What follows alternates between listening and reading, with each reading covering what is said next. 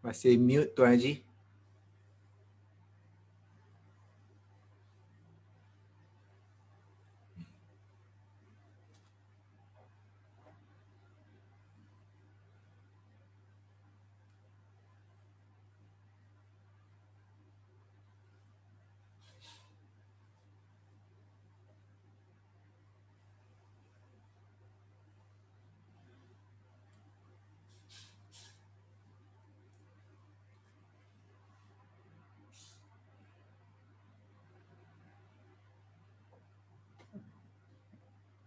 Okey, jadi dengar? Dengar. Okey.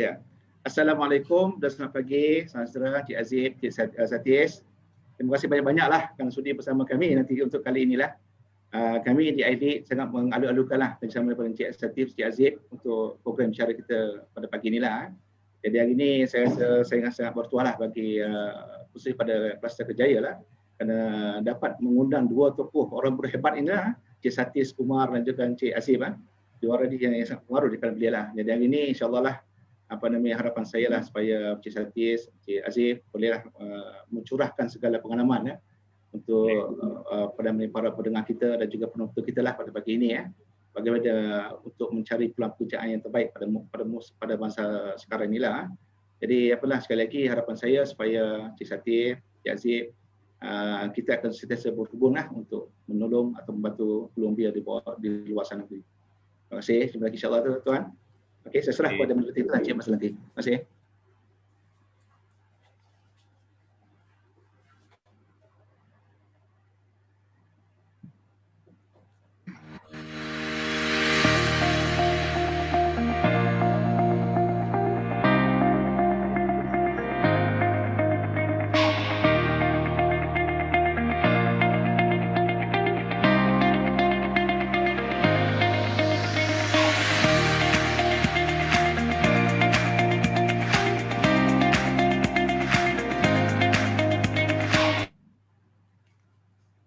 Assalamualaikum dan salam sejahtera kepada para penonton dan pada panel kita yang hebat-hebat pada pagi ini.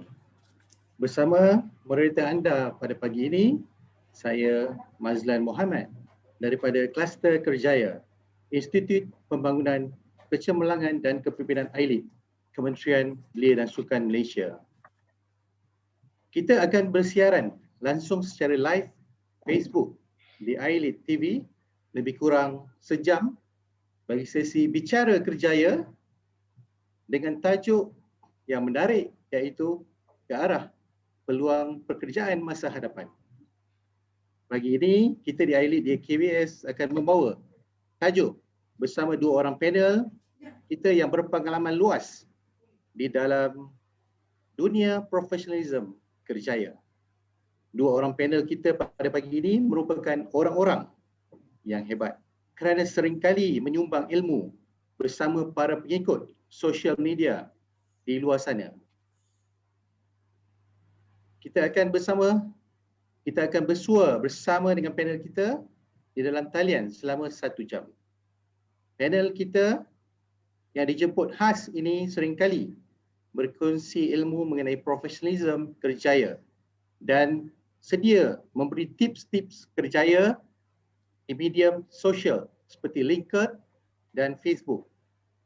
Untuk makluman penonton pagi ini, kita akan bersama Encik Aziz Mustafa, Ketua Transformasi Budaya Selcom Axiata Sdn Bhd, dan juga Encik Satish Kumar Batu Malai selaku pengurus jualan Archer. Sebelum itu, jasa baik penonton kita di Facebook di ILIT KBS untuk share dan like Facebook ILIT KBS. Dengan share ini, penonton dapat berkongsi ilmu berkenaan dengan profesionalisme kerjaya dan tips kerjaya bersama rakan-rakan Facebook yang lain. Pastikan penonton di luar sana untuk like Facebook ILIT KBS dan melengkapkan borang link pendaftaran Google Form yang mana telah disediakan oleh pihak Urustia.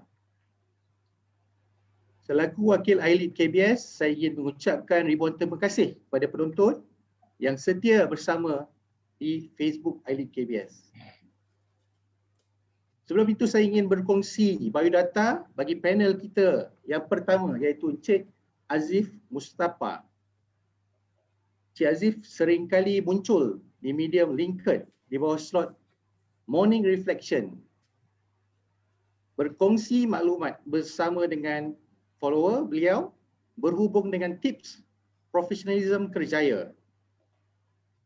Ia juga bertugas sebagai Ketua Transformasi Budaya dan Penglibatan Karyawan.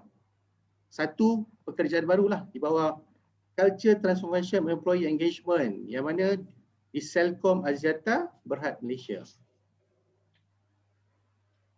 Encik Azif Mustafa juga mempunyai pengalaman yang luas pengurusan inovasi di peringkat nasional. Antara kejayaan-kejayaan profesionalnya selama 25 tahun termasuk profesional selama 20 tahun termasuk pernah dilantik sebagai Ketua Pegawai Eksekutif Yayasan Inovasi Malaysia dan pengarah Festival Idea Fest Week, pemenang anugerah Idea Fest terbesar di Malaysia. Encik Azif juga berpengalaman selama 1 dekad sebagai usahawan dan memulai dan membiayai beberapa syarikat inovatif. Berkahwin dan mempunyai 5 orang anak, Encik Azif terlibat secara aktif dalam kerja-kerja kerelawan dan meminati muzik serta kerja kayu dan sukan untuk menenangkan diri. Assalamualaikum Encik Azif. Apa khabar? Waalaikumsalam warahmatullahi. Terima kasih Cik Mazlan introduction yang panjang tu. Terima kasih. Alhamdulillah khabar baik saya. Manakala panel kita yang kedua, Cik Satish Kumar Batu Malai merupakan pengurus bagi pembangunan perniagaan Archer di pelbagai peringkat. Seringkali mewakili syarikat Archer di pelbagai peringkat seminar dengan pembentangan di peringkat dengan kertas teknikal. Encik Satish juga pernah dianugerahkan dengan pelbagai anugerah di peringkat global, juga dianugerahkan sebagai pembentang kertas kerja teknikal. Encik Satish juga merupakan one of technologists di bawah M-Port. Encik Satish juga merupakan ahli jawatankuasa di bawah Kumpulan Kerja Inovasi Malaysia Oil and Gas Services Council. Encik Satish berpengalaman luas yang untuk menguruskan pelbagai bengkel dalam bahagian pengurusan telaga ataupun wealth management. So Encik Satish juga merupakanlah duta QMIC, iaitu Council QMIC untuk ribuan masyarakat semenjak lebih 10 tahun yang lepas lah. Dengan pengalaman luas daripada panel-panel kita ni, kita akan membicarakan tajuk kita iaitu ke arah peluang, ke arah masa hadapan kita. So dengan pengalaman luas ini, kita dapat berkongsi lah kita punya bicara kerjaya. Seperti kita ketahui, di era pasca COVID-19 ini, statistik daripada Jabatan Perangkaan Negara telah menunjukkan kadar pengangguran pada September 2020 adalah berada di paras 4.6% berbanding dengan 3.9% pada bulan Mac 2020. Berusia 15 hingga 29 tahun adalah merupakan kumpulan yang penting kepada pasaran buruh negara kerana merangkumi 40% daripada keseluruhan tenaga buruh. Kadar pengangguran Jun 2020 adalah berada pada paras 4.9% berbanding 3.3%. Ini menggambarkan bahawa ruang dan peluang pekerjaan kepada masa kini adalah sangat mencabar kepada belia-belia di luar sana. Sehubungan dengan itu, kepada Encik Azif, boleh Encik Azif kongsikan pengalaman bekerja di sektor korporat yang banyak melibatkan profesionalism dalam kerjaya. Seterusnya, Encik Azif. Baik, terima kasih Cik Mazlan. Ya, saya dah bekerja lama seperti Cik Mazlan sebut tadi, lebih 25 tahun. Saya mula belajar di UiTM. Masa tu ITM lagi namanya, belum universiti pun, dapat diploma in investment analysis dan alhamdulillah saya berjaya melanjutkan pelajaran ke luar negara untuk dapatkan Bachelor of Science in Finance, dan kemudian saya sambung lagi ke MBA masa tu. Jadi saya pulang ke tanah air masa tu tahun awal 90-an lah. Dan apabila saya pulang, Encik Lan, dengan degree finance ni, saya kurang berminat untuk bekerja sebenarnya dalam bidang finance, bidang profesional ni. Jadi saya masih mencari-cari manakah passion saya, manakah apa yang saya betul-betul minati.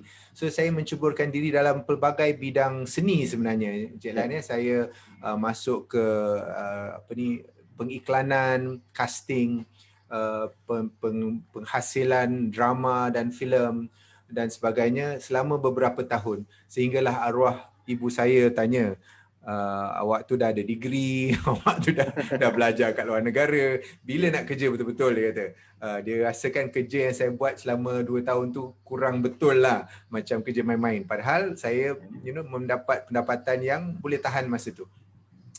Tapi akur dengan kehendak ibu bapa, saya mencari kerja mengikut kelulusan saya lah. Dan alhamdulillah saya dapat bekerja di sebuah bank yang agak besar di negara ni, dan meneruskan kerjaya selama 4 tahun di sana. Saya rasa ni adalah pekerjaan yang sangat-sangat membantu saya hingga ke hari ini. Saya buat suatu masa bekerja dalam bidang komunikasi korporat. Dan dalam bank, komunikasi korporat ni sangat penting sebab kita menghasilkan laporan tahunan contohnya, dan perlukan penelitian yang sangat halus. Jadi saya belajar masa tu untuk namanya proofreading kan, kita nak baca betul atau tidak teks yang dikeluarkan tu, dan kita bukan baca mengikut perkataan, tapi saya diajar proofread setiap huruf.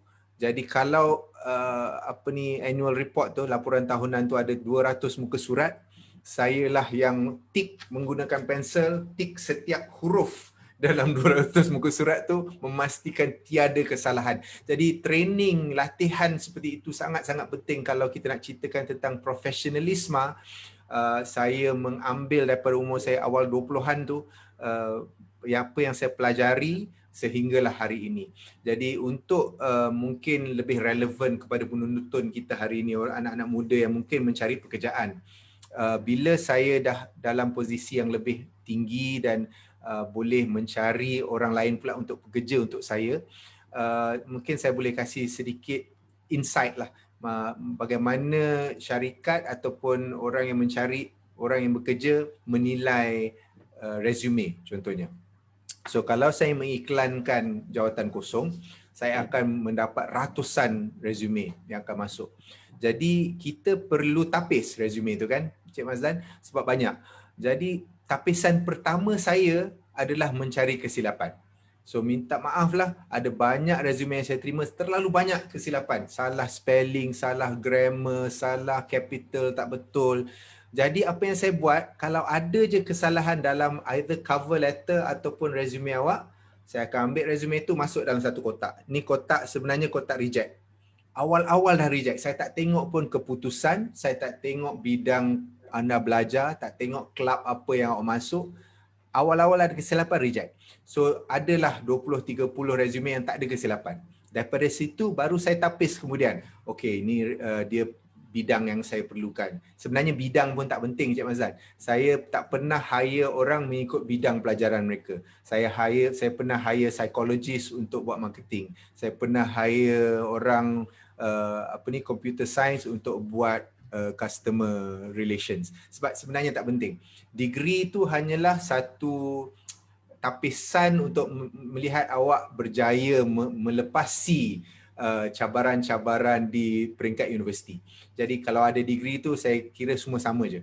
Tapi yang pentingnya kesilapan tu adalah sesuatu yang saya tak boleh maafkan. Kalau awak nak mencari pekerjaan, awak tidak menghormati saya sebagai bakal majikan, ada salah pun awak hantar juga kepada saya. Tak boleh lah macam tu. Saya kalau nak cerita pasal profesionalisme, awak perlu berhati-hati, sangat berhati-hati dengan apa kandungan yang awak keluarkan. So itulah untuk pembuka kata kita, Cik Mazlan. Terima kasih. So dari segi sini resume itu sangat penting.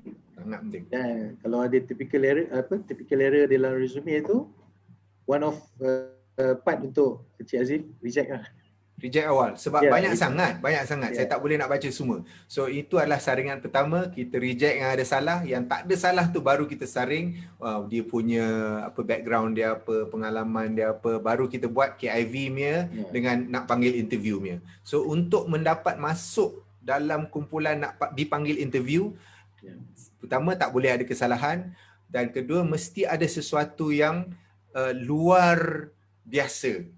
Sebab biasa-biasa tu masuklah dalam kumpulan biasa-biasa kan. Kita nak cari orang yang luar biasa. So apakah benda yang luar biasa dalam pengalaman anda, dalam pembelajaran anda, daripada kehidupan anda, apakah yang luar biasa? Ketengahkan keluar biasaan itu, itu yang saya akan cari untuk panggil datang interview. So dari segi resume tadi Cik Aziz, Ya. Resume ni macam-macam kan, ada yang dalam bentuk free, ada bentuk pelbagai lah kata. Betul. So apa Cik Aziz punya pandangan, resume bagaimanakah yang dapat menarik majikan untuk memberikan dari segi peluang pekerjaan tersebut? Ya, resume betul ada pelbagai, dan sekarang ni ramai orang yang membantu buat resume review, contohnya ada coach untuk membantu mencari pekerjaan. Saya rasa itu satu yang penting juga. Tapi sebenarnya best practice untuk resume ni dah ada di mana-mana. Google je lah. Boleh cari apakah resume yang terbaik untuk bidang anda. Yang pertamanya dia mesti clean lah. Dia mesti bersih. Dia jangan cluttered sangat, jangan terlalu kecoh. Dia senang nak tengok apakah pengalaman-pengalaman penting. Saya, macam saya sebut tadi, saya cari benda yang luar biasa. Sebab resume yang sama tu hari-hari kita tengok beratus-ratus beribu-ribu resume yang sama je bentuk dia. Jadi kalau ada sesuatu yang lain daripada yang lain, tu mungkin akan membuka mata sedikit. Tapi again, tak boleh ada silap lah. Tak boleh ada salah, tak boleh ada salah spelling, tak boleh ada salah typo. Tapi yang lain dan luar biasa tu adalah sesuatu yang saya cari dan saya tengok lah. Tapi kalau mengikut format, asalkan dia format yang biasa digunakan, dia senang dilihat, senang dibaca, itu cukuplah memadai bagi saya. Terima kasih Cik Aziz. Untuk soalan seterusnya kita pergi ke Cik Satish. Menerusi pengalaman Cik Satish, apakah pendapat anda mengenai kebolehpasaran belia secara umumnya di Alah Baru ini? Ya. Terima kasih Tuan Mazlan. Saya nak just explain sedikit berkenaan dengan introduction tadi juga ya. Saya sebelum pergi kepada soalan tu, penting, saya seorang graduan Universiti Malaya dalam bidang kejuruteraan elektrik, tapi sekarang bekerja dalam line sales, dalam line jualan, bekerja sebagai Director of Sales untuk Asia Pacific, syarikat MNC, Archer. Dan khususnya dalam bidang intervensi dan integrity telaga ataupun well intervention and well integrity. Dan juga seperti yang Tuan Mazlan kata tadi, pengalaman yang saya timba ni rata-ratanya daripada my participation dalam Consortium Indian Graduate, QMIG, sebuah fraternity yang aktif dalam memperkasakan sosioekonomi warga Malaysia secara umumnya dan khususnya etnik India melalui pelbagai program dengan menggunakan pendidikan sebagai platform utama. Tugas saya rata-ratanya ialah memberikan panduan kerjaya melalui QMIG ni untuk ribuan masyarakat, dan dari itu banyak juga program yang saya kendalikan untuk masyarakat, terutamanya pelajar-pelajar Institut Pengajian Tinggi berkenaan dengan kebolehpasaran. So ini adalah penting untuk mengetahui juga sedikit sebanyak tentang kebolehpasaran belia. Merujuk kepada soalan Tuan Mazlan ni balik, penting ni untuk kita faham bahawa kita sudah berada di Alah Baru and sebelum kita kupas secara lanjut berkenaan kebolehpasaran belia, kita kena faham bahawa kebolehpasaran ini adalah satu perkara. Kebolehgajian pula adalah lagi satu konteks yang kita perlu lihat juga Kebolehpasaran ini merujuk kepada marketability ataupun kebolehan seseorang individu. Dan kebolehgajian pula ataupun employability ini ialah kebolehan penciptaan kerja dan kesepadanan antara kebolehan individu dan keperluan majikan ini. So ini dua perkara yang berbeza yang kita kena tahu. Merujuk kepada soalan Tuan Mazlan balik yang menanyakan mengenai kebolehpasaran belia, rata-ratanya belia di Malaysia ni memang faham akan kemahiran-kemahiran yang mereka perlu acquire, yang mereka perlu bina. Tetapi kita kena akur bahawa memang ada ruang untuk belia memperbaiki lagi kebolehpasaran mereka, terutamanya dari segi meningkatkan, memperkasakan kemahiran insaniah mereka. Dan ia lebih penting sekarang seperti Tuan Mazlan kata tadi semasa introduction ya, masa sekarang ni lebih mencabar untuk mencari kerja ya. Persaingannya amat sengit. Dan untuk ini kita kena rujuk balik kepada landscape pasaran buruh seperti yang Tuan Mazlan mengatakan juga, data daripada Jabatan Perangkaan menunjukkan lebih 700,000 orang kini menganggur ini secara jumlahnya. Dan mengikut laporan pengesanan graduan yang dikeluarkan oleh Kementerian Pendidikan pula Tuan Mazlan, menunjukkan setiap tahun kita ada lebih kurang 300,000 graduan yang akan memasuki alam pekerjaan ini. Dan kalau kita gabungkan ni, dalam satu masa ni kita ada sehingga 1 juta orang yang sedang mencari pekerjaan. Dan masalahnya ialah jumlah kekosongan yang ada juga dari data daripada Jabatan Perangkaan, Department of Statistics, menunjukkan hanya 170,000 peluang pekerjaan yang ada. Dan masalah lebih besar pula adalah rata-ratanya pekerjaan yang ada, kekosongan yang ada ni adalah dari segi skill sederhana dan skill rendah ataupun semi skill dan low skill. Dan pelajar-pelajar yang keluar dari IPT pula adalah dari bidang popular rata-ratanya, iaitu dari kategori kemahiran tinggi ataupun high skill. So ini adalah satu perkara yang perlu diselesaikan, mungkin dengan mewujudkan dasar yang lebih jelas dan khusus bagi memastikan lebih banyak peluang pekerjaan diwujudkan. And penting untuk kita tahu bahawa banyak inisiatif-inisiatif yang telah diambil dan banyak juga opportunity ataupun peluang yang ada untuk belia. So belia memang ada banyak peluang, tetapi peluang ni perlulah disambut dengan meningkatkan kebolehpasaran mereka. Itu yang amat penting. Saya rasa inilah landscape sedikit sebanyak tentang kebolehpasaran belia di negara kita, Tuan Mazlan. Terima kasih Cik Satish, Kumar. Daripada penonton Cik Azif, tadi regarding dengan resume tadi Cik Azif, ada dia mengatakan ada soalan daripada kita punya penonton. Dia mengatakan Assalamualaikum, dia nak tahu pasal typing error atau apa-apa dari segi melihat semula dari segi resume ni, kenapa resume tu ditolak secara mentah-mentah lah. Ya. Sebenarnya kita bila dalam mencari pekerjaan tu kita perlu serius nombor satu, dan kita perlu menunjukkan profesionalisme lah kan. Jadi sebabkan sebuah syarikat tu ada banyak candidate ada banyak calon untuk mendapat kerja tu, adalah menjadi hak syarikat ataupun organisasi tu untuk mencari yang terbaik. Jadi kalau seorang calon tu dia tidak melakukan terbaik, dia masih ada kesilapan, typo, kesilapan ejaan di dalam resume dia, kita gunakan tu sebagai salah satu penanda aras. Adakah orang ni serius nak mencari kerja ataupun dia nak main-main? Ataupun dia tak boleh ambil masa 10 minit untuk proofread dia punya resume sendiri dan tetap hantar dengan kesilapan-kesilapan, ataupun dia ada seorang yang teliti. Jadi seharusnya sebuah syarikat tu mencari orang yang teliti lah, orang yang mahu membuat pekerjaan yang terbaik. Jadi kalau tak terbaik tu mungkin anda akan di-reject lah awal-awal. Yang penting ni yang seperti Tuan Azif kata ni ada ramai yang akan apply untuk kerja ni. Bila kita letakkan satu vacancy beribu-ribu kadang-kala yang resume yang akan masuk. So perlu dalam program yang masa tapis ni, kita terpaksa tapis dengan satu kaedah yang senang seperti yang Cik Azif kata. So ini lagi satu perkara yang mencari kerja perlu tahu juga adalah time yang bukan Cik Azif saja ataupun rata-ratanya semua orang ambil adalah kurang daripada 7 saat untuk mengevaluasi satu resume. So kita sebagai yang nak apply kerja ni, yang untuk mendapatkan kerja ni, kita perlu pastikan seperti yang Tuan Azif kata, tak ada typo, pastikan clean resume, dan yang paling penting ni pastikan resume ini bersangkut paut dengan job description ataupun yang diminta oleh majikan ni. Kadang-kadang kita pakai satu resume hantar untuk semua company. Yang tu kita kena avoid lah, atau kita kena cuba jangan buat dengan cara itulah. Ya. Terima kasih Cik Satish. Cik Azif, rasanya muka Cik Azif tu tak ada dalam gambar, mungkin boleh ni. So Okey, Cik Satish, I think Cik Azif ada sedikit technical part.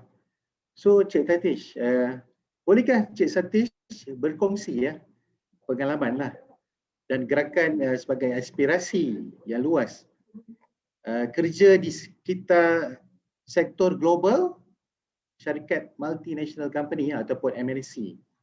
Boleh Cik Satish kongsikanlah dari segi faktor-faktor yang menyebabkan Cik Satish memilih sektor pekerjaan berpusat di global.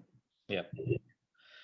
Secara jujurnya saya menyertai syarikat multinational ni pada 2005, 15 tahun lepas tanpa mengetahui ia merupakan sebuah syarikat multinational. So ini penting ni. So saya tak tahu yang saya akan pergi untuk interview untuk syarikat multinational. Lebih-lebih lagi ia adalah dari industri minyak dan gas ataupun oil and gas.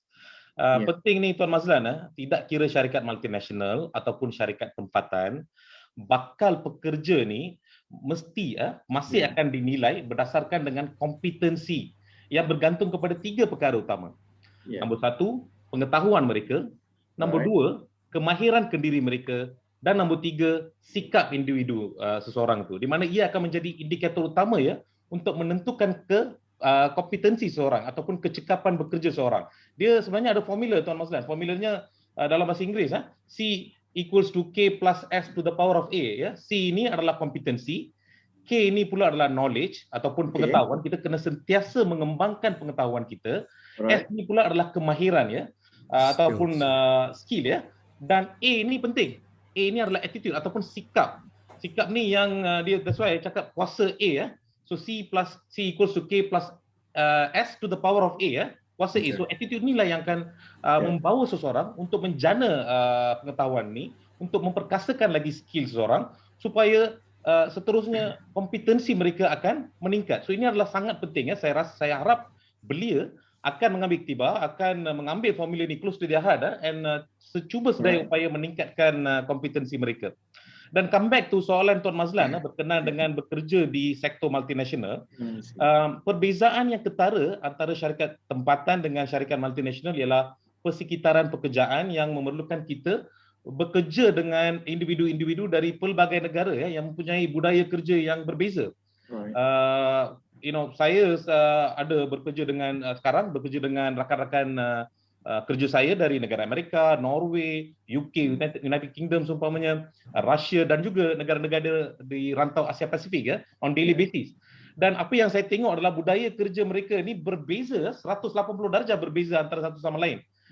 So ini adalah salah satu pengalaman yang saya dapat dengan bekerja dengan syarikat multinational. Dan kenapa saya bagi tahu ini Tuan Mazlan, kalau belia nak untuk berhasrat bekerja dengan syarikat multinational maupun syarikat tempatan, kemahiran adaptasi adalah amat penting, terutamanya untuk menguruskan perbezaan ini, menguruskan perbezaan budaya ini. So ini adalah amat penting. Lagi satu perbezaan ketara yang ada antara syarikat multinational dengan syarikat tempatan ialah pengurusan untuk syarikat multinational ini agak rumit, lebih rumit berbanding dengan syarikat tempatan. Ini maklumlah disebabkan beribu-ribu pekerja akan bekerja dalam syarikat multinational ni dan perlunya ada satu sistem yang rigid untuk mengendalikan untuk menguruskan semua pekerja ni. So saya juga dapat banyak pengalaman mengendalikan sistem pengurusan ini dengan lebih mendalam. So kalau belia berhasrat, mereka kena tahu bahawa mungkin bila bekerja dengan syarikat multinational ini mereka akan ada satu framework yang mereka perlu patuh So ini adalah satu perkara yang ada dengan bekerja dengan syarikat multinational. Tapi yang penting saya nak utarakan untuk belia Tuan Mazlan adalah kepercayaan yang kita juga boleh bersaing di peringkat global. Contohnya rantau Asia Pasifik yang saya kemudi ini merupakan salah satu business unit yang amat berjaya jika dibandingkan dengan business unit lain secara global. So ini menunjukkan bahawa orang kita, orang Malaysia, kita juga boleh memajukan perniagaan kita ataupun even though kalau kita bekerja dalam syarikat multinational dan menjadikannya berjaya. So persoalannya kini adalah maka bagaimana belia boleh mempersiapkan diri untuk bekerja dengan syarikat multinational maupun syarikat tempatan. Ini kita kena pergi kepada kemahiran mereka. Yang pertama Tuan Mazlan adalah kemahiran berkomunikasi secara berkesan ataupun effective communication skill. dan terutamanya berkomunikasi dalam bahasa Inggeris. Kini Tuan Mazlan, ramai yang memiliki kelayakan akademik yang cemerlang. Namun ada yang sebilangannya tidak berketerampilan, ya, malah gagal jika ditawarkan jawatan sebab terhadnya kemahiran komunikasi mereka. Kemampuan mereka ini terhad terutamanya dalam aspek berujar, ya, mengemukakan pemikiran yang bernas, ya, ataupun yang kritis tentang pelbagai perkara. Right? So tahap kemahiran ni bukan saja secara berkomunikasi, ya, dia juga berkomunikasi dalam bahasa Inggeris juga amat penting, ya, untuk urusan komunikasi, interaksi dan transaksi kerja, ya. So masalahnya kini, ya, ramai belia yang mendapati sukar untuk berkomunikasi sebab dia kurang yakin. So kekurangan inilah yang menjadikan kekangan untuk bersaing, ya, serta nilai kebolepasaran mereka menjadi lebih rendah, Tuan Mazlan. So penting ni untuk belia faham bahawa kemahiran berkomunikasi ini boleh dipelajari. Itu penting tu. Dan mereka boleh memperkasakannya. Dan selain kemahiran berkomunikasi ini, ya, saya nak touch also very quickly, ya, dari segi aspek kepimpinan ataupun leadership skill. And bila kita cakap pasal leadership skill ni, ia merupakan satu skill, ya, yang bukan saja penting untuk yang mencari kerja, yang telah bekerja, namun ia penting untuk orang dalam kehidupan seharian, ya. Balik rumah, kita kena menjadi seorang leader yang baik untuk anak kita, untuk isteri kita, untuk suami kita. Ini adalah penting, ya, kemahiran mengurai, contohnya mengawal tingkah laku, practice what we preach, kemahiran mendengar, kecerdasan emosi, how we manage people emotionally. Yang itu semua adalah penting, ya. Selain dari itu, kemahiran penyelesaian masalah, kemahiran bekerja dalam kumpulan itu penting, ya. Teamwork juga adalah skill-skill yang belia perlu memperkasakan. Dan tidak dilupakan, ya, personality pula kena unggul, lah. We have to have a towering personality, ya. Contohnya sikap bertanggungjawab, pengurusan diri, hubungan antara seseorang, interpersonal skill, bagaimana jujurnya mereka, integriti mereka. Perkara-perkara ini adalah amat penting, ya. Kita boleh rumuskan dia sebagai yang attitude yang saya katakan tadi, ya, sikap positif ini kena ada. Ini very very important. Saya juga petik apa yang Tuan Azib kata tadi. Sikap positif ini, ya, dia akan terpancar sebelum kita apply untuk, bila kita apply untuk kerja, dengan melihat kepada resume itu saja. Sebab kalau seseorang itu bersikap positif, mengambil langkah kanan, dia akan memastikan resume dia ini tanpa typo. Dia akan menggunakan semua resources yang dia ada untuk memastikan resume ini adalah clean, seperti yang Tuan Azif kata, tak ada typo, dan dia seiring dengan job description. So ini hanya boleh berlaku jika seseorang itu mempunyai sikap positif, Tuan Mazlan. So saya rasa ini adalah skill-skill ataupun kemahiran-kemahiran yang belia perlukan untuk meningkatkan kebolepasaran mereka. Terutamanya dalam situasi kini yang agak mencabar, ya. Terima kasih Cik Satish. Saya ingat dari segi formula tadi memang menarik lah. Saya rasa dikongsikan oleh Cik Satish. So seterusnya Cik Azif, boleh Cik Azif terangkanlah dari segi berhubung dengan profesionalism kerjaya dan bagaimana profesionalism kerjaya ni dapat meningkatkan kerjaya seseorang ataupun individu atau belia dalam sektor pekerjaan ini. Baik, terima kasih Cik Mazlan. Ini sebenarnya lanjutan daripada apa yang Cik Satish mention tadi lah. Ni keboleh pasaran, kan. Kita sedang membincangkan walaupun kita sudah bekerja, kita perlu melihat kepada keboleh pasaran kita juga di luar sana. Kita ada market tak? Kita boleh keluar, kita boleh meningkatkan kerjaya kita melalui profesionalisme kita juga. So salah satu yang sangat menarik Cik Lan, kita nak menambahkan keboleh pasaran belia kita. Tapi itu tidak semestinya melibatkan memperolehi satu degree di universiti selama 4 tahun. Sebab sekarang ni, sejak 2018 sebenarnya, syarikat-syarikat seperti Apple, IBM, Google, Amazon tidak lagi memerlukan degree 4 tahun untuk masuk kerja dekat tempat mereka. Dia tidak menjadi satu kriteria lagi. Sebab syarikat-syarikat di Malaysia mungkin masih ada dalam kriteria dari untuk memohon pekerjaan ini perlu ada degree daripada universiti yang diiktiraf. Di syarikat-syarikat multinasional tadi kita bincangkan, banyak IBM tidak lagi memerlukan degree. Tapi jadi apakah yang boleh meningkatkan kebolehpasaran kita kalau kita tak perlu degree pun? Well, kita perlu ada pengalaman lah, kan? Kita perlu ada peluang pekerjaan, mungkin pernah buat volunteer work, mungkin pernah buat internship di startup kecil pun tak kisahlah, mungkin pernah ada pengalaman entrepreneurship, membuat bisnes kecil-kecilan pun, itu semua ini menunjukkan kepada bakal majikan bahawa kita ni seorang yang hebat. Ada personality unggul macam Cik Syati cakap tadi. Sebab kalau kita tiada personality unggul ni, macam mana kita nak buat marketing? Macam mana kita nak, walaupun satu gerai jual nasi lemak, kan? Kalau kita ada satu gerai jual nasi lemak, kita telah mempertingkatkan jualan daripada 100 bungkus ke 200 bungkus. Peningkatan sebanyak 100%. Itu adalah sesuatu yang membanggakan dan boleh kita cerita dekat Amazon. Kita boleh cerita ke IBM. This is what I've done. This is how I've proven myself. Of course, kebolehpasaran kita perlu setanding dengan orang lain yang untuk menjadi calon pekerjaan tersebutlah. Jadi kita perlu mencari setiap peluang untuk mempertambahkan, meningkatkan penjenamaan diri kita.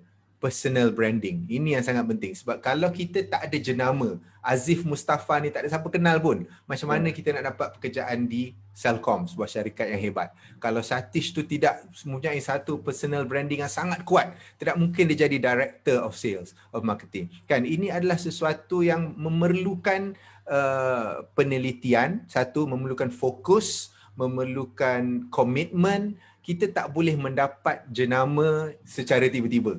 Just because kita nak nama yang besar, saya mahu nama yang besar, tak akan jadi. Kita perlu buat setiap pekerjaan yang kecil tu, kita perlu jangan pernah menipu. Kita perlu ada integriti yang sangat tinggi. Kita perlu keluarkan kata-kata yang baik-baik sahaja.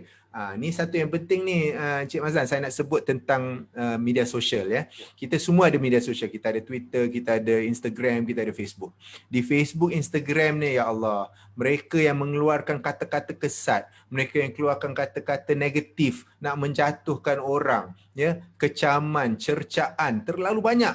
Yang siapa yang buat ni? Rakyat Malaysia. Kenapa kita harus mengeluarkan personality kita yang tidak baik, yang tidak bagus? Kerana apa?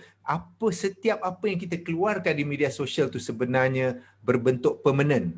Awak delete pun post tu, masih ada di on the cloud somewhere. Mesti ada orang yang boleh cari. Mesti ada orang yang pernah screenshot. Jadi setiap apa yang kita keluarkan di media sosial, tak kiralah antara kawan-kawan kita ke, hanya grup kita saja ke yang ada dalam tu, perlulah sesuatu yang membina dan membangunkan jenama personal kita sendiri.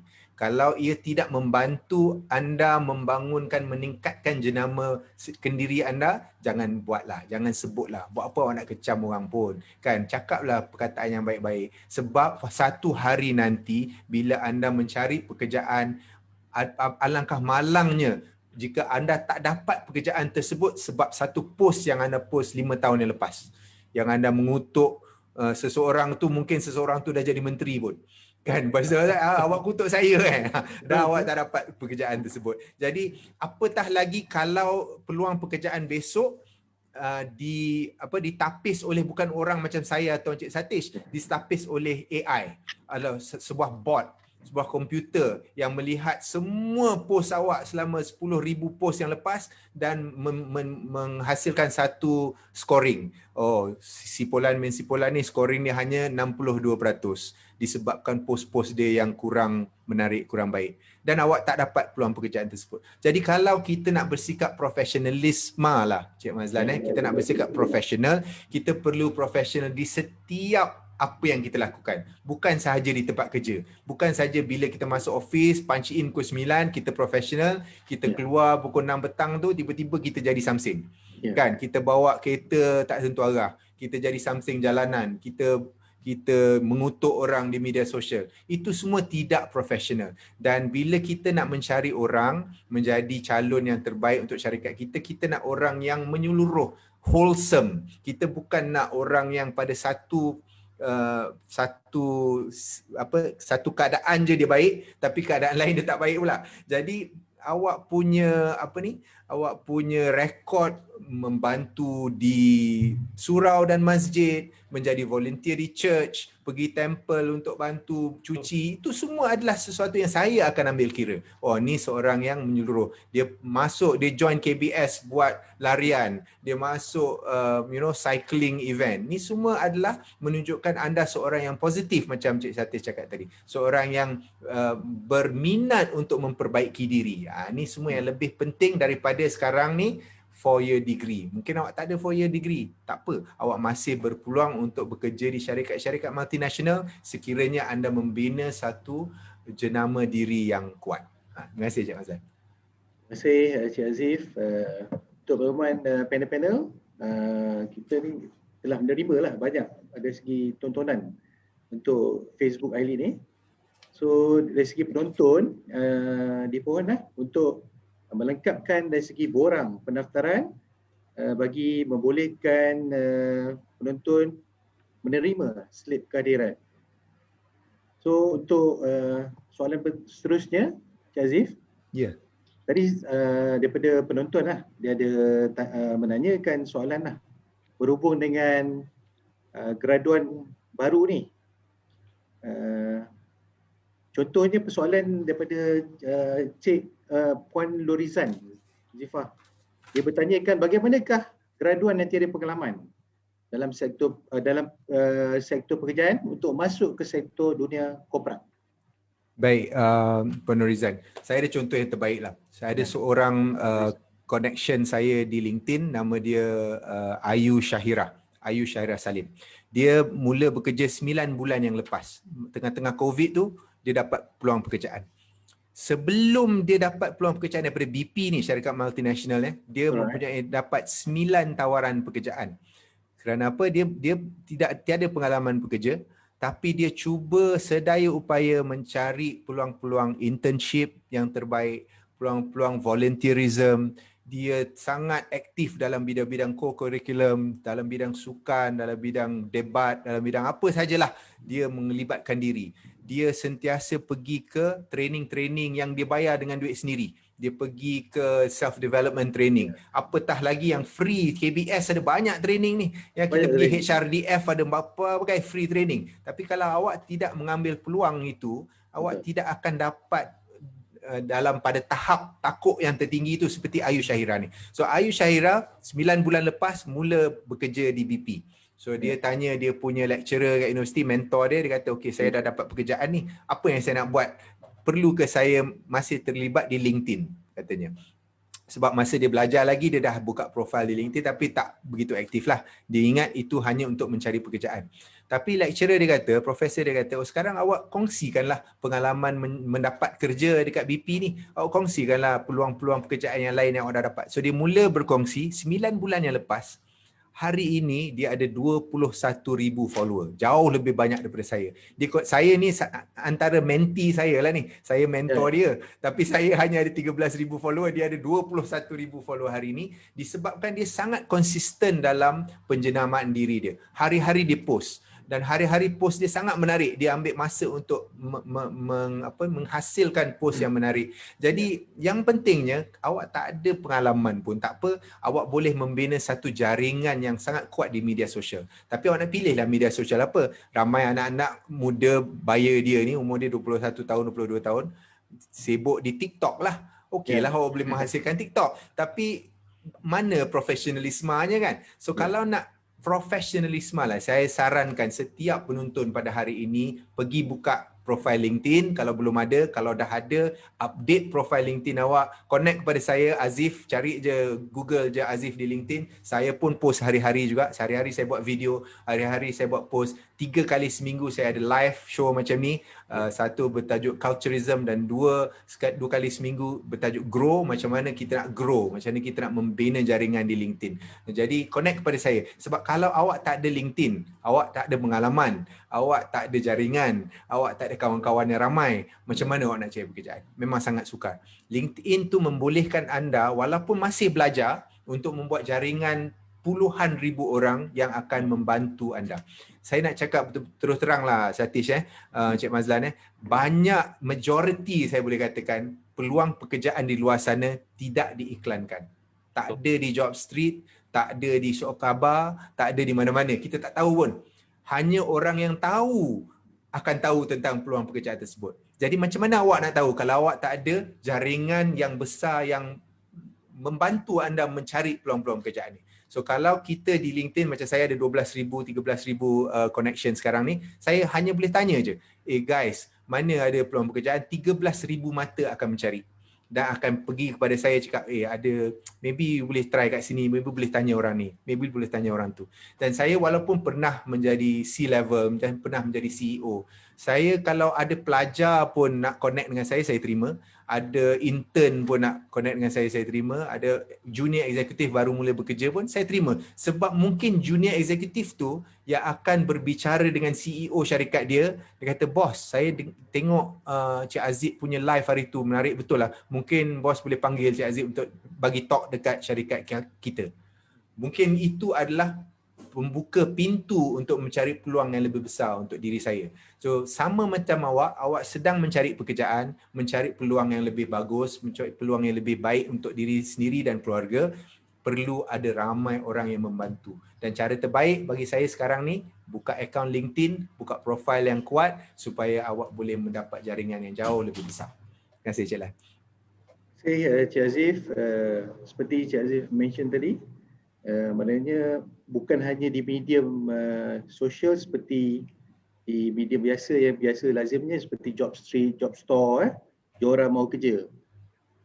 Malahan di LinkedIn ni sebenarnya banyak opportunity, banyak peluang pekerjaan tu. Yang mana terlalu banyak. Di dalam growth ni sebenarnya boleh membantu kepada belia-belia di luar sana lah. Sangat membantu sebab networking part. Ya, yang satu lagi saya nak sebut, tak ramai orang menggunakannya. Ramai orang di Malaysia, 5 juta orang di LinkedIn sekarang ni. Di seluruh dunia hampir 800 juta pengguna LinkedIn. Daripada 800 juta pengguna tu, hanya 50% yang aktif sekali seminggu. Daripada 400 juta yang aktif sekali seminggu tu, kurang daripada 1%, kurang daripada 4 juta orang menghasilkan satu buah kandungan sekali seminggu. Jadi only 1% of 400 million menghasilkan kandungan. Tapi kalau anda sekarang ni, tadi Norizan kalau Norizan sekarang mengeluarkan satu artikel, mengeluarkan satu post satu gambar di LinkedIn hari ini, anda menjadi satu daripada 1% daripada active users of LinkedIn. Kalau anda mengeluarkan kandungan seperti saya sekali seminggu, minimum 7 post saya buat seminggu, saya adalah di kalangan 0.001% mungkin. Jadi anda punya rangkaian tu terlalu luas. So LinkedIn adalah satu platform yang saya kira terbaik untuk orang yang mencari pekerjaan, orang yang sedang mencari peluang, orang yang nak meningkatkan kerjaya mereka, inilah tempatnya. Percuma, tak payah bayar apa-apa pun. Terima kasih Cik Azif di atas perkongsian tadilah.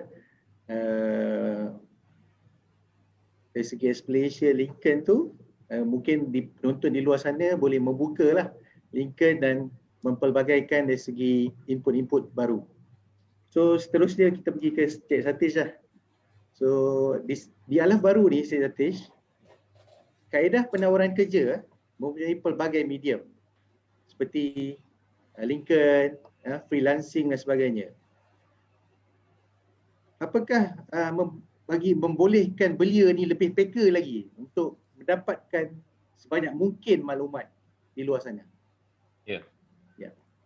Memang betul lah, ada banyak laman-laman web pekerjaan seperti Jobstreet, Jobstore, Jora, Mau Kerja dan sebagainya. Tapi kita juga tidak boleh melupakan kita ada spa.gov.my ada banyak juga peluang pekerjaan dengan kerajaan laman web Suruhanjaya Perkhidmatan Awam SPA9i ada banyak peluang di sana juga. Portal kerjaya seperti Skim Perintisan Nasional, MyStep, My Future Job contohnya sangat membantu dalam mendapatkan kerjaya pilihan untuk belia-belia.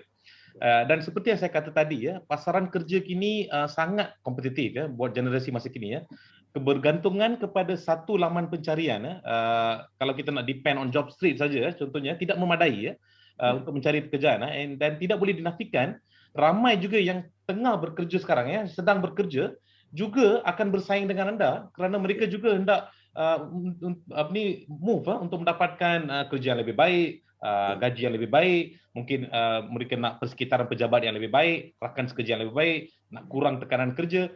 So quite a lot of people are looking to move. So ramai yang sedang mencari pekerjaan ini ya.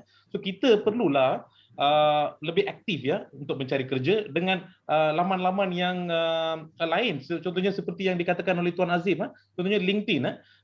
Saya suka apa yang Tuan Azim katakan tadi, yang banyak juga kerja yang tidak is not published, yang tidak ditawarkan, tidak di flash on all these sites.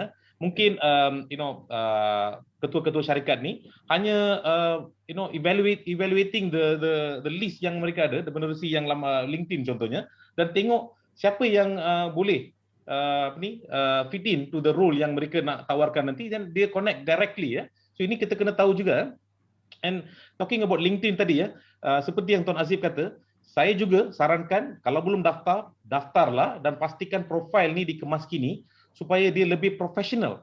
Dan seperti Tuan Azif juga kata ya, yang memaparkan ciri-ciri positif anda dan kemahiran anda, itu penting ni, yang untuk kita memaparkan kemahiran kita ni penting, sebab setiap syarikat yang nak mengiklankan kerja ni, dia mempunyai expectation yang berbeza, dan penting untuk kita untuk memaparkan kemahiran yang kita betul-betul tahu tu. So, mungkin yang ia akan bersangkut paut selari dengan apa yang diperlukan oleh majikan.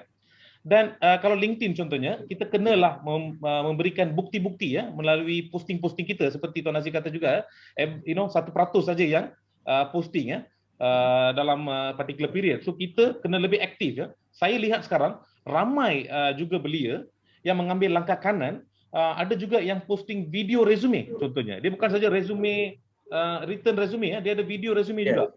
Dia ambil video, dia akan berbicara tentang kemahiran dia ada, pengetahuan dia ada. Dan ketua-ketua syarikat ataupun HR yang sedang mencari orang ataupun yang sedang mencari pekerja ni ya, dia tak ada masa sebenarnya. Kadang-kadang dia tengok ada video, menarik, dia akan menonton video tu.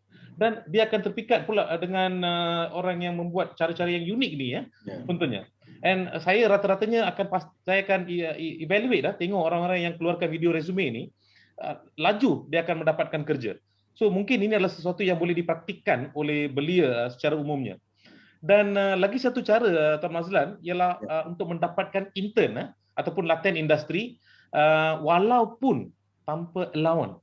Kadang-kadang ni saya juga ada berhubung dengan belia yang terlalu fokus dalam allowance untuk latihan industri ya.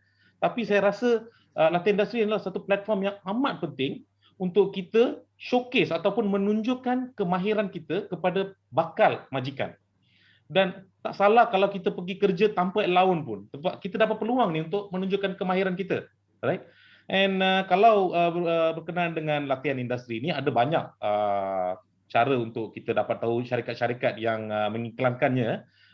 Salah satu cara adalah dengan website intern.my contohnya, ataupun kita ada juga dalam grup-grup Facebook kalau belia masukkan latihan industri cuba klik grup, banyak aja grup yang mengiklankan vakansi-vakansi dari segi latihan industri ini ataupun internship ini.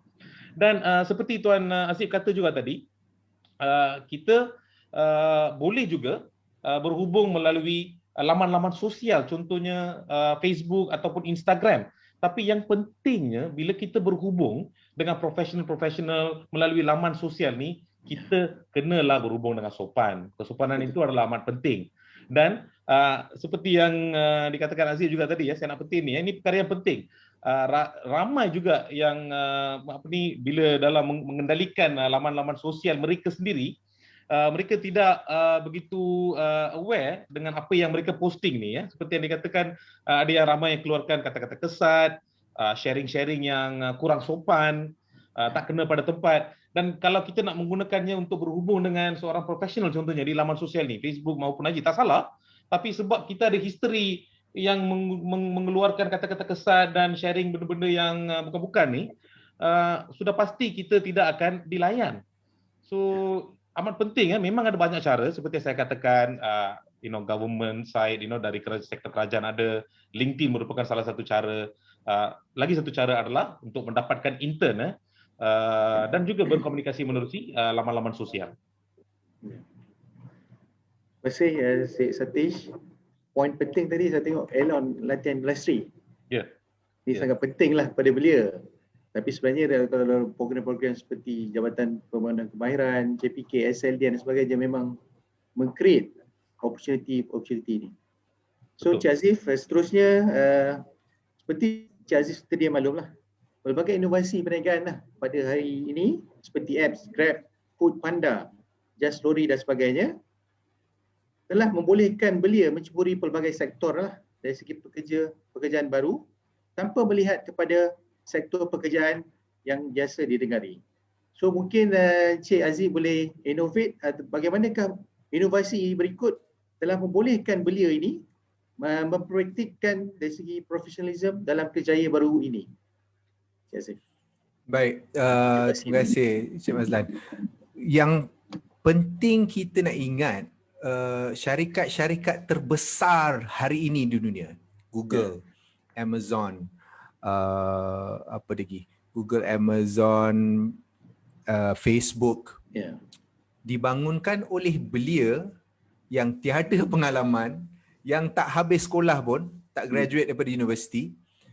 Jadi yang pentingnya kita bukan sahaja perlu cari dan buka mata untuk mana peluang pekerjaan. Bagus kita cari peluang pekerjaan. Tapi harus diingat syarikat yang kita rasa gergasi pada hari ini dibangunkan oleh belia suatu masa dahulu yang tak ada apa-apa, yang tak ada pengalaman, yang belum ada pernah bekerja, yang tak lulus universiti pun, yang drop out daripada universiti.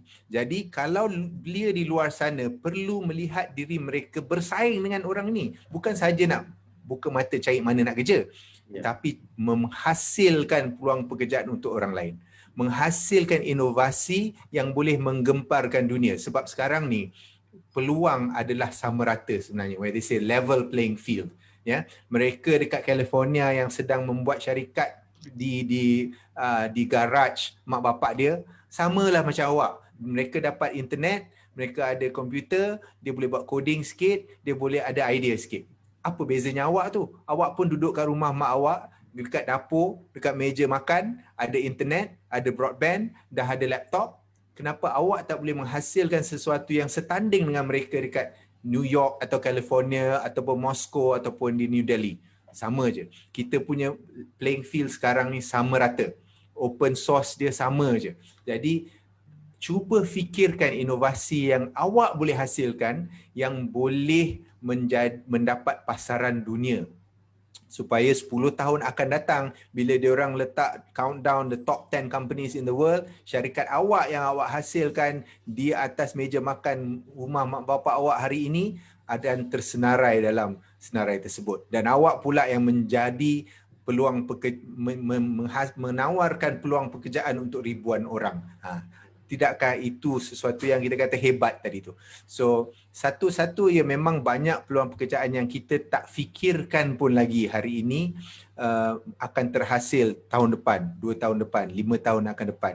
Memanglah WEF seperti Cik Syatif tersebut tadi menyenaraikan top skills untuk tahun 2025 ya, analytic thinking, leadership, creativity, originality, semua tu.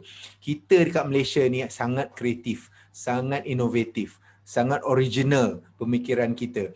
Kalau tidak, mengapa sekarang ni studio-studio penghasilan animasi berada di Malaysia?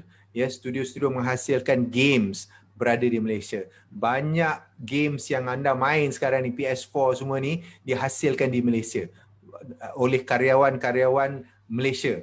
Pergi sekolah sama macam awak juga, pergi universiti macam awak juga, tapi boleh menghasilkan animasi untuk Hollywood, ya, games untuk Capcom, games untuk EA Sports. Ini adalah hasil anak muda kita juga sebenarnya. So yang kita perlu lihat, mana saingan kita sebenarnya? Saingan kita sekarang ni global. Tidak ada lagi istilah jago kampung apa semua ni, sebab kampung kita adalah global. Awak boleh menjual online kepada customer di California, di Moscow, di New Delhi. Awak hari ini awak boleh buka kedai, jadi affiliate, jual dropship untuk customer di seluruh dunia. Jadi nothing holding you back sebenarnya untuk cuba entrepreneurship, ataupun untuk mencari pekerjaan di syarikat-syarikat multinasional, mereka pun tak perlukan degree lagi, ataupun membuat syarikat awak sendiri yang akan jadi penjana pekerjaan untuk orang lain. So peluang sangat luas lah, peluang sangat luas. Cuma anda hanya grab opportunity yang ada. Terima kasih. Terima kasih Cik Azif di atas penjelasan berkaitan dengan peluang-peluang opportunity di luar sana lah.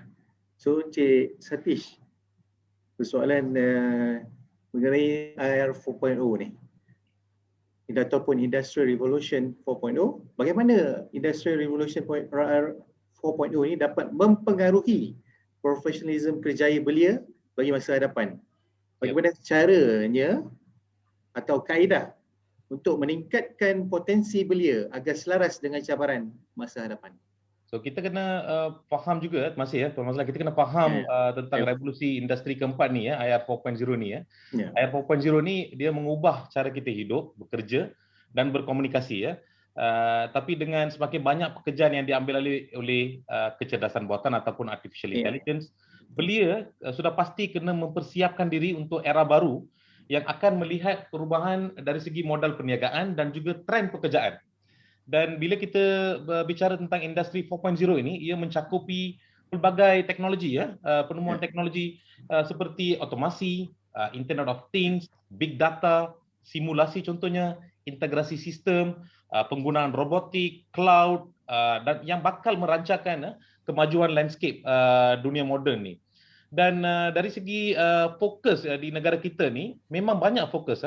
Saya petik satu sumber daripada Kementerian Ministry of International Trade and Industry ya, yang menunjukkan pelbagai industri di negara kita ni telah di earmark as a focus for implementation of IR 4.0 ni. Contohnya elektrik, elektronik, machinery dan equipment, chemical, oleochemical contohnya, dari sektor perubatan juga, tidak juga dilupakan sektor aeroangkasa, even pharmacy, tekstil, pemprosesan makanan, semua sektor-sektor ataupun industri-industri ini akan mendapatkan infusion of IR 4.0 ni.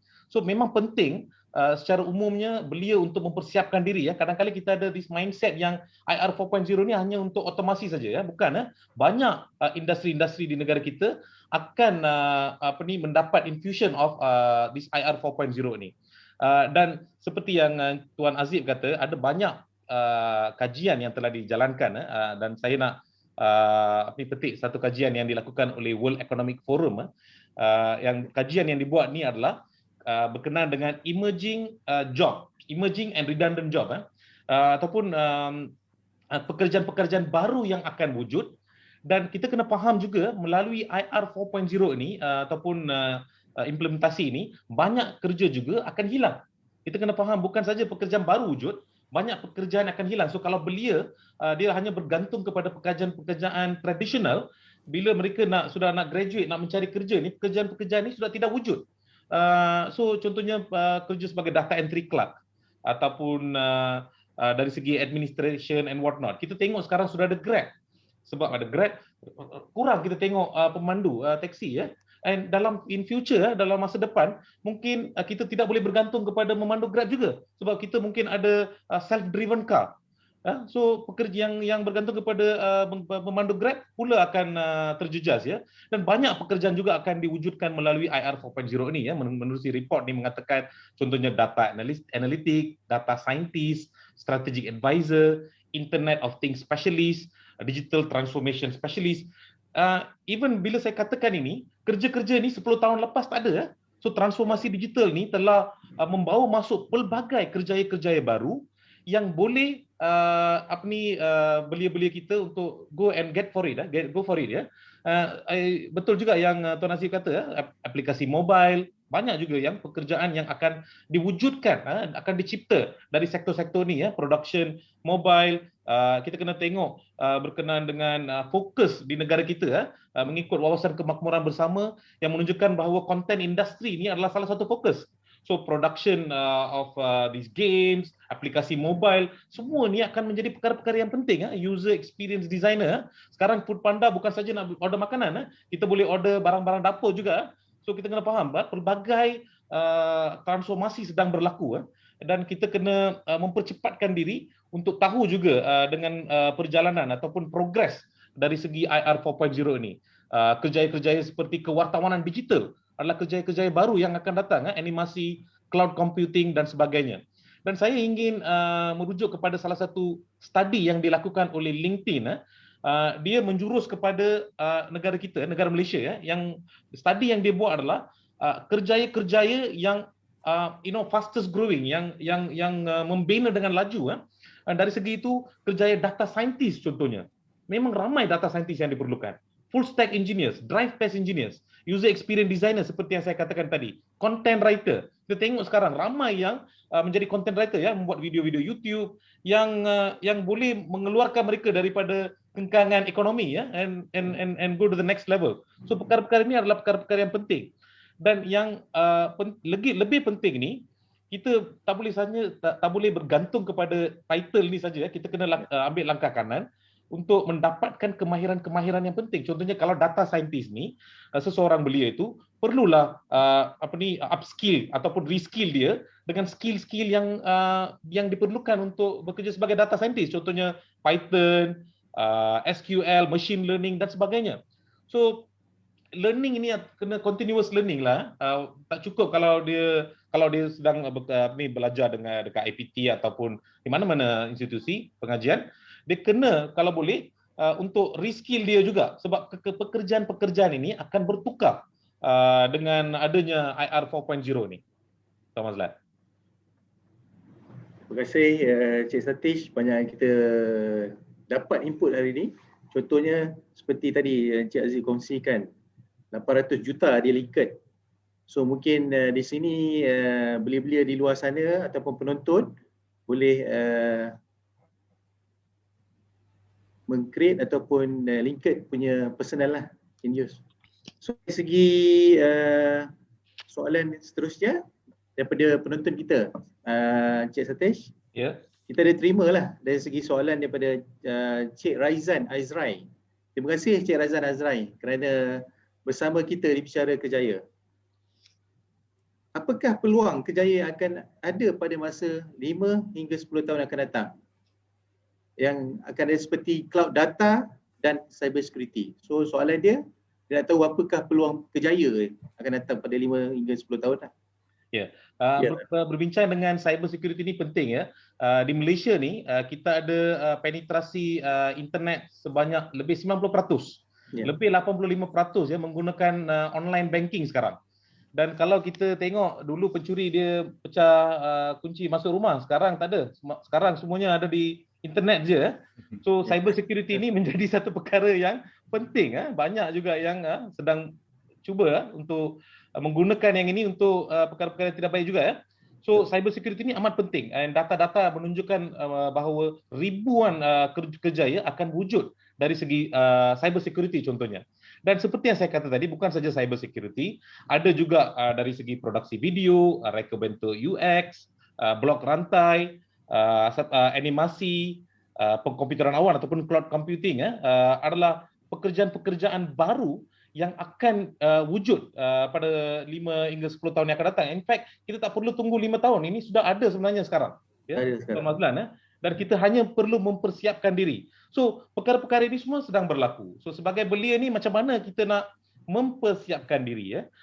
Kita kena jadi lebih pandai dari komputer lah. Kita kena buat benda yang komputer tak boleh buat. Contohnya, macam Tuan Aziz kata, kita kena lebih kreatif. Cara mengurus orang, cara berkoordinasi dengan orang lain. Kecerdasan emosi yang saya katakan tadi, emotional intelligence is going to be very important.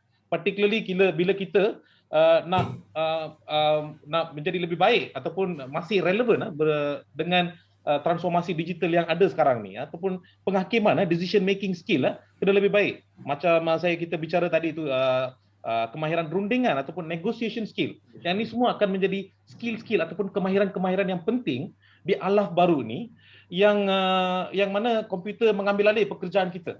Kita masih boleh relevan, banyak peluang ni ada. Tetapi kemahiran-kemahiran ini perlulah belia ni memperkasakannya. Cik Mazlan, saya nak ambil daripada sudut ni. Kita sebenarnya tak boleh melihat pada masa hadapan. Nombor satu, kita tidak tahu hari ini ada budak umur 16 tahun, macam saya cakap tadi, di dapur mak bapak dia sedang menghasilkan satu syarikat yang kita tak boleh jangka. Dan tahun depan dia akan roll out, tiba-tiba dia dapat funding pergi IPO, dapat $1 juta, dia akan menjadi syarikat yang paling besar pada masa 2 tahun akan datang. Kita tak tahu apa peluang pekerjaan tersebut. Apa yang kita boleh buat seperti Encik Shatish kata tadi adalah mempersediakan diri kita sendiri. Dan itu tidak ada apa halangan sebenarnya. Anda tak ada apa-apa yang menghalang daripada membina diri supaya kita lebih cekal, kita lebih bersedia, kita lebih boleh mengambil peluang apa saja yang wujud. Tak kisahlah, seperti saya cakap, saya tak tengok degree apa pun yang awak ada. Tapi kalau awak boleh melihat peluang tersebut dan tiba-tiba kata, ya saya nak ambil peluang ni. Saya nak train diri saya supaya saya boleh ambil peluang ni. Saya pergi ambil course. LinkedIn Learning ada banyak course yang free.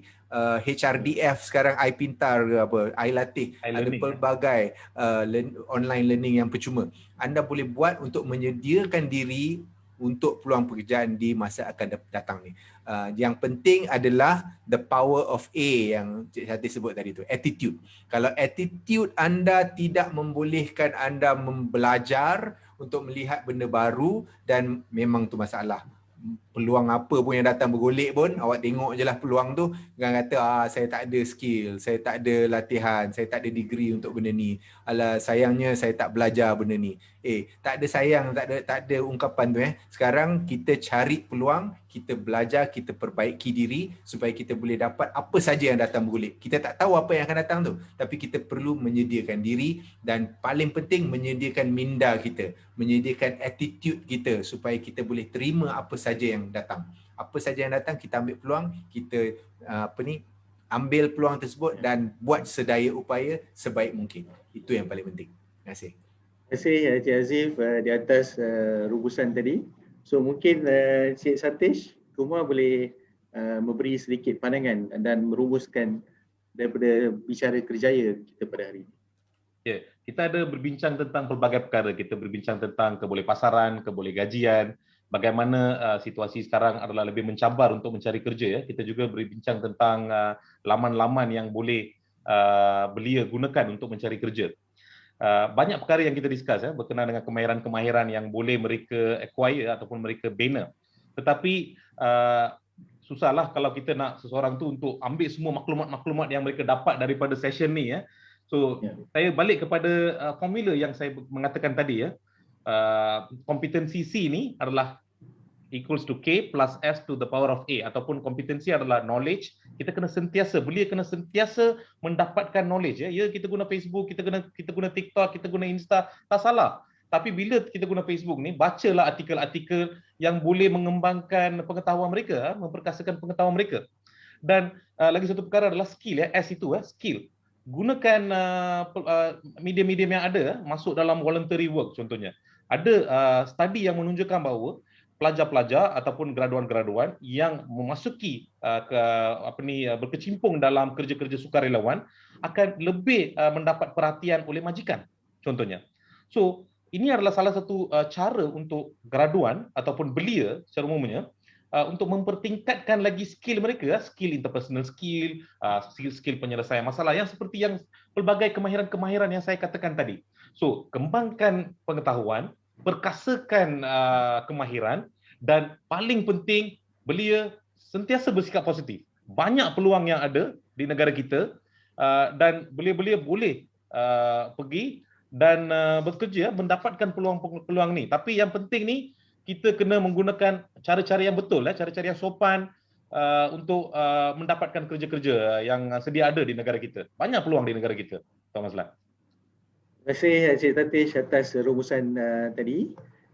Semoga para penonton di luar sana dapat mengambil input-input tersebut menjadi dari segi implikasi dari.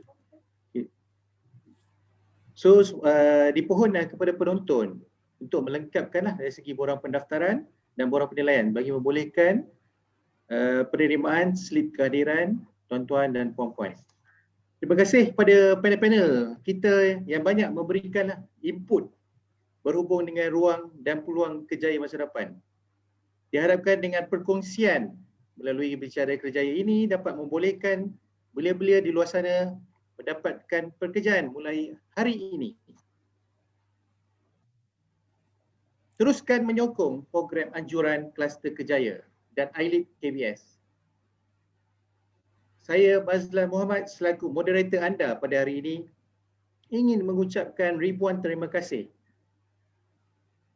Saya akhiri majlis ilmu pada pagi ini dengan serangkap pantun. Kita bagi pantun lah sikit.